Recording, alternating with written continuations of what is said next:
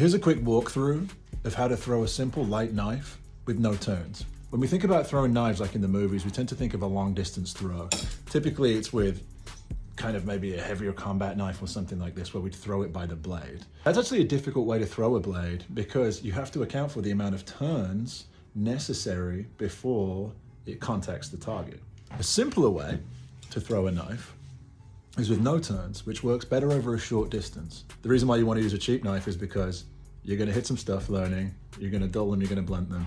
So make sure that your first set of throwing knives doesn't cost a fortune. How this works is you're going to point the knife at the target. We're going to use this cardboard box. I'm going to point the knife at the target. I just lightly hold the loop at the bottom here.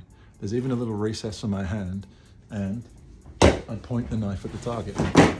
Admittedly, this target isn't very far away, but mastering this simple idea of pointing the knife at the target means that you can get really comfortable with the wrist motion. Whipping and pointing at the target, then you can slowly start to move back and gain more distance, and a little more distance.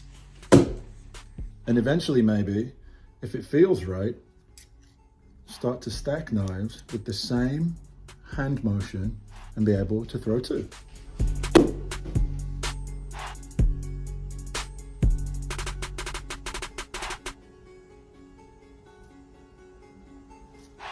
So using that hand shape, pointing at the target with the flick of the wrist, pointing at the target with the flick of the wrist. Once you get comfortable with one knife that's a little smaller and less expensive,